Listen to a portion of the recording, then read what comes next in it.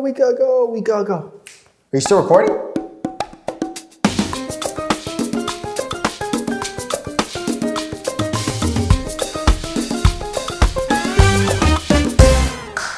Welcome back, everybody, to the first official vlog. This one is OFFICIAL official. We've done a couple before, but this is the first official one, like legit, with all this cool lighting and stuff, right? So welcome back, everybody. This video is for my new real estate agents. You just got your license. You're wondering, what do I do now? What are some things I should know? Right? So this video is 8 tips for every new real estate agent on what they should do when they first start out. Now, in this video, because you have to wait till the end, I'm gonna tell you a mistake that I made going into the business and one that I wish I wouldn't have made. That's what I'm doing this for, so that you learn from my mistakes, right? So you gotta wait till the end of the video for that, but this is the 8 tips. Now, before we get into it, a little bit about me. My name is Jonathan Vega. I'm a real estate agent in Miami, Florida. With One Sotheby's International Realty. I'm 25 years old. I started in the business about 7 to 8 years ago,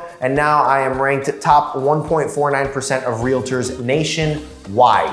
So I say that not to gloat, but more so that you know that you're getting some advice from someone with a little bit of credibility, okay? So without further ado, let's do the 8 tips for every new real estate agent. The first one is get your license if you haven't already, please. Too many people calling and letting me know that they're thinking of getting their real estate license. Stop thinking about it and do it. Get your license. So now we're leads to the second one, okay? The second tip is work on a team, work as an assistant, or work in a brokerage that offers a lot of support and trainings so that you can learn. Because like myself, I started as an assistant in the business. I worked as an assistant for 3 years, and then I worked on a team for 1 year, and now I have my own team. But because I worked with somebody side by side, day after day, I was able to learn how that top producer spoke to clients, how they dealt with issues that came up, how they marketed properties, how they did everything, because there's so many different things involved. So being able to see that gave me a learning curve, and it would give you one as well. So that way you learn from other people's mistakes, and you're empowered and you're motivated by just being alongside that person or being alongside in that team. Because having that team and that camaraderie, that right there,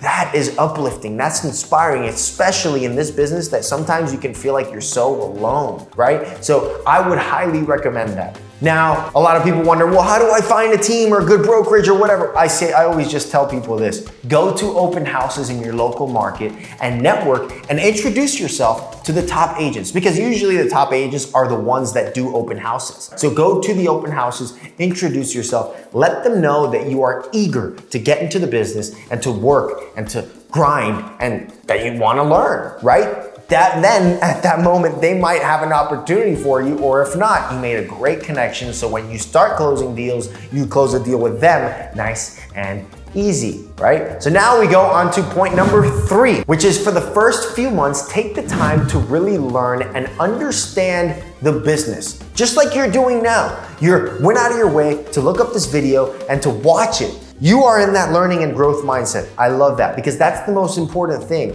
If you are open to learning and to growing, you're in it for the long run. One of my favorite books, I always like to look at this, is the 7 Habits of Highly Effective People. And one of the habits is seek first to understand, then to be understood. Meaning, first understand the business, understand the contract, understand the lingo, understand the contingencies, understand what happens if the buyer wants to cancel the deal. Understand everything about real estate. Understand your market, understand what just closed, what just hit the market yesterday. You should know everything that hit the market in your local market today. Because if you're in Publix and somebody comes up to you and says they're looking for a house under $1 million, you should know of one right on the spot that you can show them on their phone or whatever and say, hey, look, I'll show this to you tomorrow. You need to seek first to understand, then to be understood. Take the time, because in the beginning, everything seems like you feel like an alien, like you don't know anything. You have to take the time to learn and understand all aspects of the business. Tip number 4 is help other agents.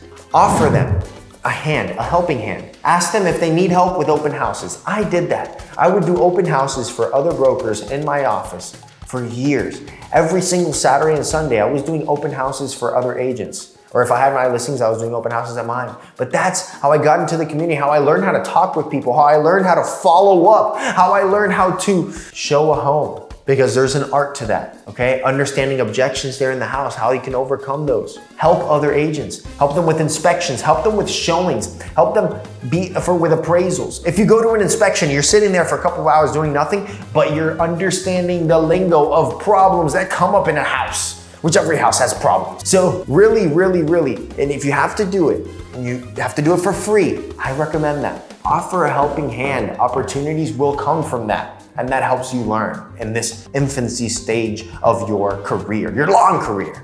The fifth point, which is one that you honestly should have already done or thought of already, is let every single person you know in your life, let them know that you are a real estate agent. Call them. Hey, I just wanted to let you know, I just started in the business and I'm eager to get more business and to help people close and make money on their house sales, right? And then they say, oh, I don't know anybody. And you say, not a problem. That's fine. And you constantly remind them that you are serious about this business, that you're not just the 50,000 other realtors in Miami or wherever you are that just have a license just to have one. You are serious, you are a professional, and you work with professionals. Although you are new and you just started and you may not have as much experience as the other guy that could be their realtor, you do have a good support system of your team, of your brokerage. You have people that you can go to. So you don't know it all and don't act like you do, but you have a great support system, okay? You have to let everybody know that you are in this business and you're doing it seriously. And a way to follow up without having to follow up is my favorite way, social media.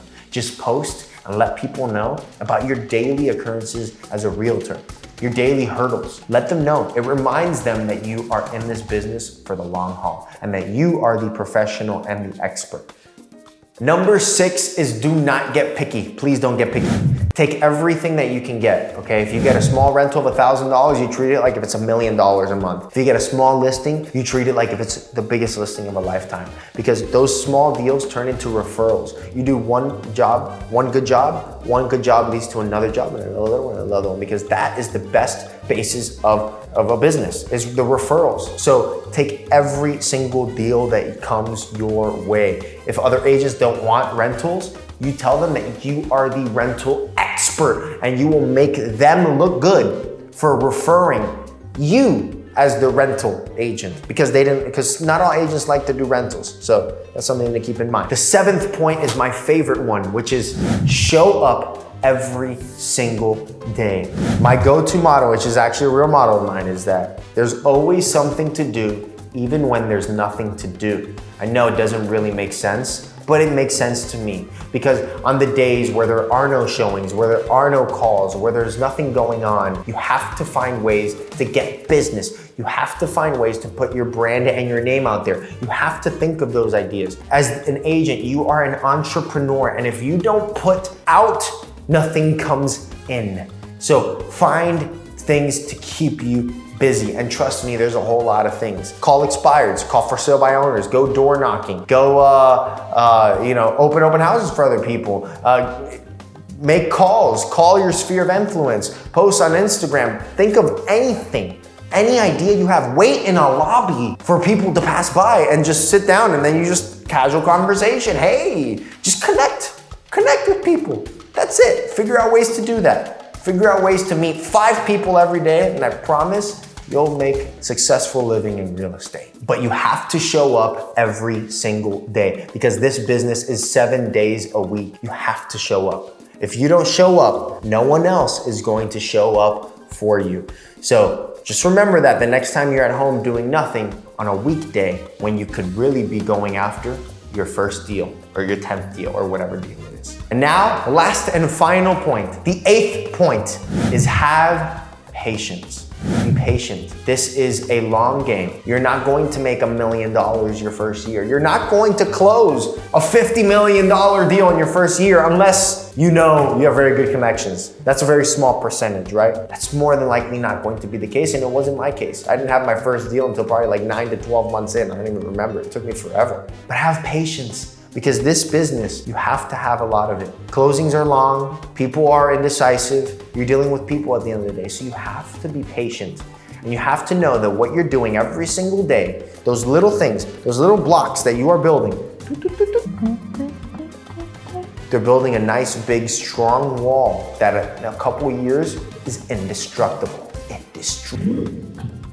And now, those are the 8 points, and I hope you got some information or value from that. Now is the one mistake that I make that I don't want you to make. Use a CRM or anything to organize your leads in your database. Start doing it from the beginning. You don't have to get a $30 a month CRM. I looked into that so many times when I first started. Just start with an Excel sheet. Start with an Excel sheet and document your clients and the people you speak to and how you spoke to them and what they said and when's the next time you're going to speak with them. Keep log of it.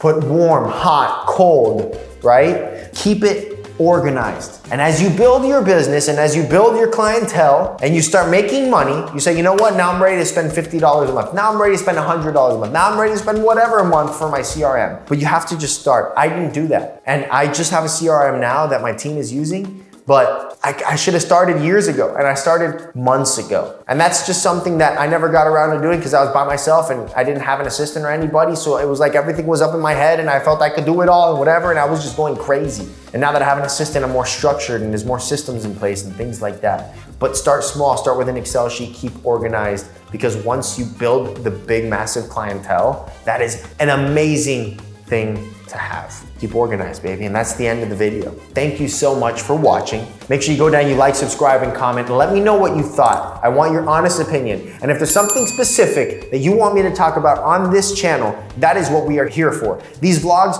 are for we. I want you to get value from this, free value from this every single week. That's exactly what this is for. So I'll see you guys this weekend on the property tour, and then I'll see you next week for the next vlog, vlog number 2. Thank you so much for watching. Peace.